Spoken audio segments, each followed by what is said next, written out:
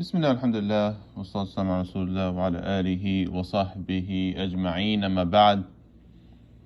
So you studied one book. Are you done with that book?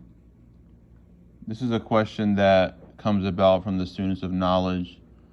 And it's a really important question because the idea is if I finished, quote unquote, finished these books, whether it's like smaller, like, primers or poems, and you've moved on, again, quote unquote, moved on to the next book, then you never have to revisit those other books, right? And this is not a correct concept.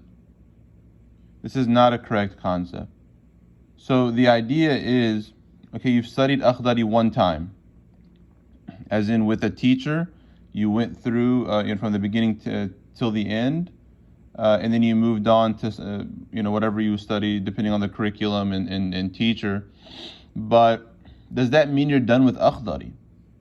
Right? And classically, you would find that the student would study one book many times with one teacher, or that same book with multiple teachers. Not necessarily at the same time, but after you finish with one teacher, you go to another teacher and study that same book. And the problem really arises, let's just say again, and all these are going to be like, under quotations that, you've moved on to the next level. But when you ask them to come back and teach Al-Akhdari,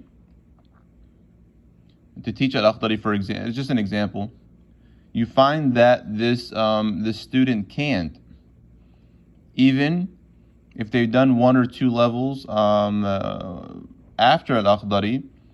You find them they're not really proficient. So they went through it, but did they benefit? Right. That's why when the teacher teaches as well,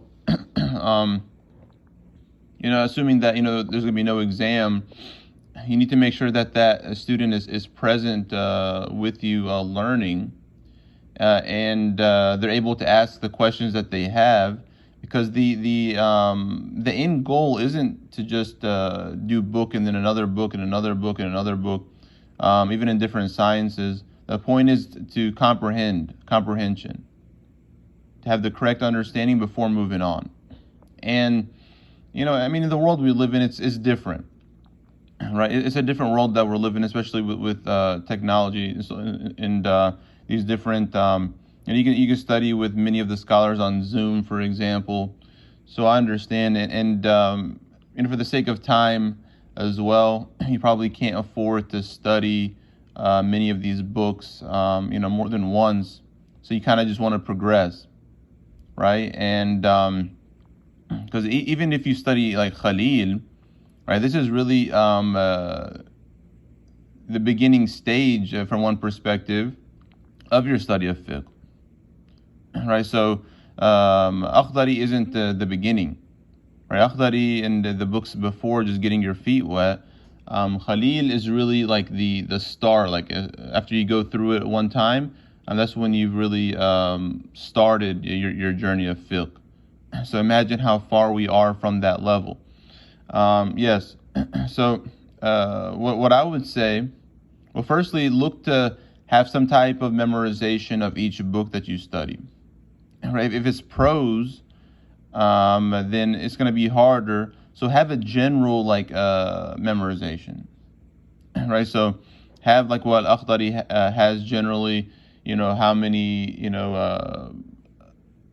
obligations of wudu there are, how many sunan. Same thing with ghusl and tayammum. Have like a general idea. But then like Ibn Ashir, where I look to memorize that, it's easier to memorize. It's not that long. It'll give you the 5 pillars with Aqeedah and Tasawwuf. And we've recommended that before many times. But make sure that you have, that you really know these books. Right? That you know these books. Especially, later you want to come back and teach this. You need to be proficient. So Yeah, again, this is a question that we've seen, and the study of knowledge today, it's just really different, especially in the Western world, where we, probably judge knowledge based on pieces of paper that say, have like a PhD and some have a master's, have a bachelor's. No, Islamic knowledge is sitting at the feet of the scholars, right? You finish book after book, even study like one book more than once if possible, right? And that actually, in Mauritania, from what I recall, they just teach the same books over and over again, right? So you can study one book many times, right? And you see, the effects of that way of learning. Besides the comprehension of the book itself, the memorization of it, right? Of course, they're known for their memorization as well, mashallah. Yes. So this is just what I've seen. Really, Islamic studies is not going to be like your secular studies. Secular studies you would memorize for the test and you would forget right after. Islamic studies, this is for the sake of Allah subhanahu wa ta'ala.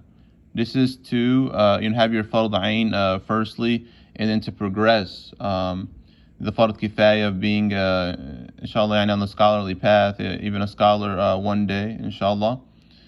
So your intention is different. So you're always revising as well.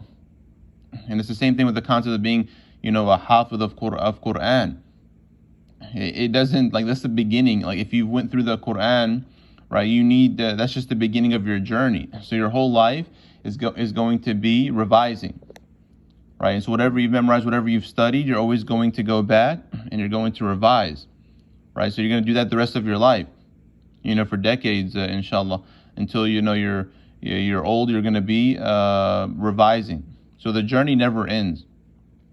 So we need to study, and we are so far away from the great scholars of Islam, but at least we need to follow their way, generally the way of the tradition, right? And that's really where you're going to see the fruits, right? Contrary to the Salafi way, for example, and the other innovative groups, these incorrect ways, incorrect groups that you see that they quote unquote study and quote unquote memorize, but their knowledge, their information that they have, can't even call it knowledge, is scattered, and they really never progress, right? And they never really have this consistent way of learning and understanding, and then it's apparent, and how they how they speak about things, how they how their understanding of things is. So so that's what I've seen. Allah subhanahu wa ta'ala knows best. Wa sallallahu ala Muhammad wa ala alihi wa sahbihi ajma'in.